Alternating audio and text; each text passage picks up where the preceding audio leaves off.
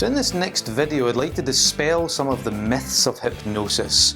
Throughout the years there have been many misconceptions about the subject, and to be honest it really just gets in the road of people using the subject to its fullest capacity. So I want to spend some time just now dispelling some of the main myths and main misconceptions of hypnosis. Now I would say there's three main myths. The first one is that the hypnotist has complete control.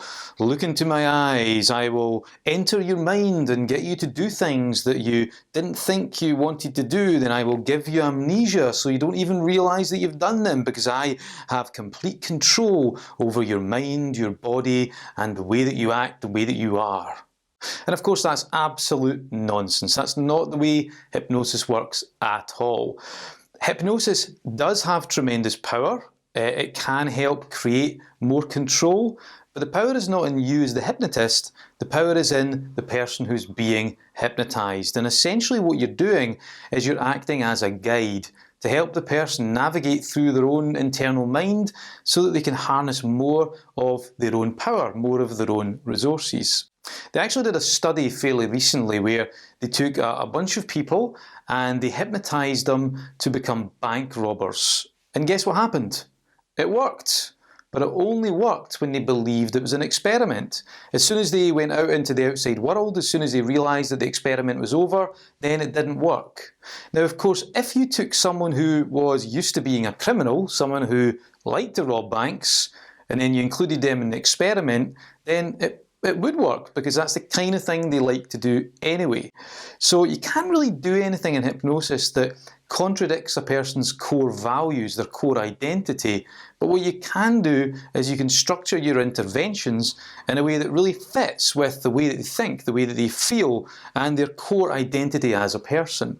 So the power is not in you as the hypnotist, the power is in the person that's being hypnotized. And like I said, what essentially you're doing is you're acting as a guide to help them harness that power. So in a sense, hypnosis actually helps you gain more control rather than you being in control through the hypnotist.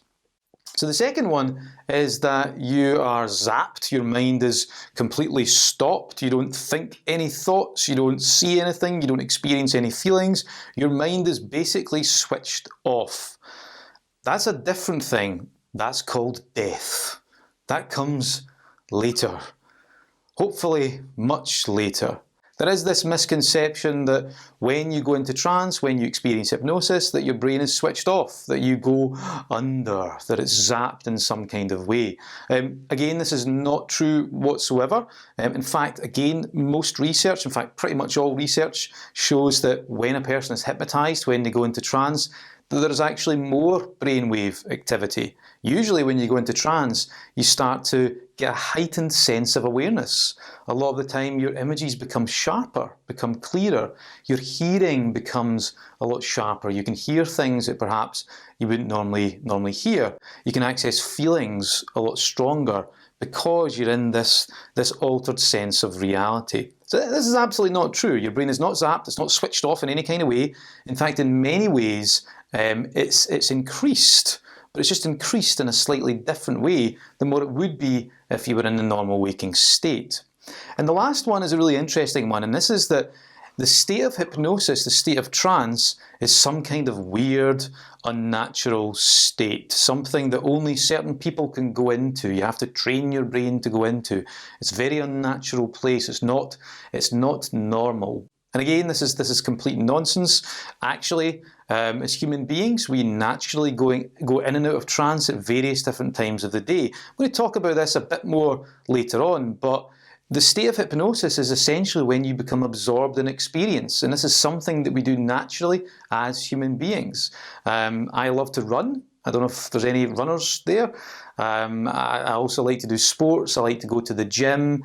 These are all examples when you kind of lose yourself in experience. If perhaps you drive a car, I'm sure you've drove to a destination and you've forgot where you've gone. You've all of a sudden arrived there and you've thought, oh my God, I can't remember turning left at that junction or right at that particular roundabout. That's an example of when you naturally go into a trance of some description. So trance is a very natural place to be. And all we really look to do is to grab a hold of that natural place, to deepen it, and then we can use it to create some really profound change. So these are the three main misconceptions. Hope you found that useful, and hope it dispelled some of these weird and crazy myths out there about hypnosis.